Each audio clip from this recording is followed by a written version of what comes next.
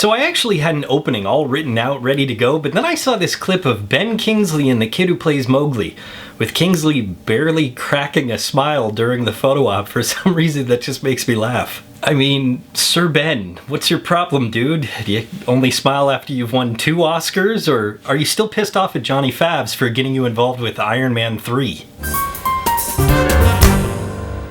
So, my boy Johnny Favs back in the director's chair, a man who's going to make any kind of movie he wants to make, whether it's a classic, a subpar sequel, or a food truck movie that nobody saw. However, after getting out his independent juices once again... Can you say independent creativity next time? He's back once again working for the Oscorp of the cinematic world, Disney. Now granted, they produce about 90% of the films that I like to go see. Star Wars, Pixar, all the Marvel Universe films, but the fact of the matter is you have to admit, they do play it safe. Biggest chance they've taken in a while is hiring Joss Whedon or a black stormtrooper. Because it would seem that Disney can only piss audiences off by hiring a supposed bigot or not being bigoted enough. But the great thing about Disney and their subsidiaries is the fact is they have such a great, massive pool of talent that they can take from. And even in animated films, they have A-list actors, even Academy Award winners, voicing their animated characters. Let's face it, without these A-list actors voicing the animated characters, the film would fall flat.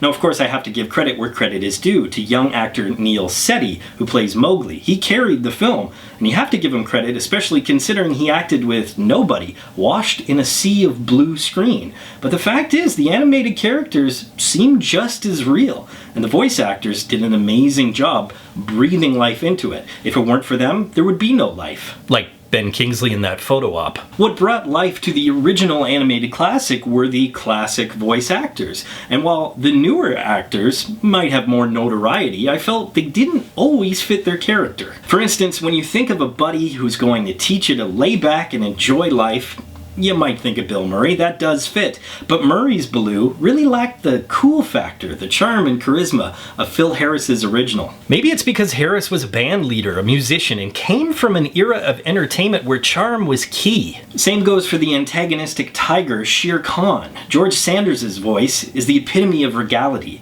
But who does Disney go to in the 21st century? Who's scary, powerful, intelligent? Who's their go-to Brit? Oh, Idris Elba. Disney basically said, let's put Luther in a tiger. But Elba's Hackney accent dropped the regality. It was more fierce than Sanders, more street. I did not use that word. Another character who's made greater, but not necessarily better, was that of King Louie, the original orangutan, now made giant orangutan, here voiced by Christopher Walken in the 21st century. But the original, not in Rudyard Kipling's book, was actually created in the Disney animated film for the man that voiced him, Louis Prima. I must have been born in the wrong era, because Louis Prima, once again, is a man that I consider cooler than cool. He just oozes charm, charisma, and that great rhythm that brings King Louis to life, and gives us one of the most toe-tapping songs of the original animated film. And while Christopher Walken is undoubtedly cool, it's not the same. And while the animators really captured the life in Christopher Walken's eyes, that just made that monkey a little creepy. Plus, Louis represented what I thought was the biggest issue of the film. The songs of the original are part of the reason that it became a Disney classic. So with the live-action remake, they had 2 choices in front of them.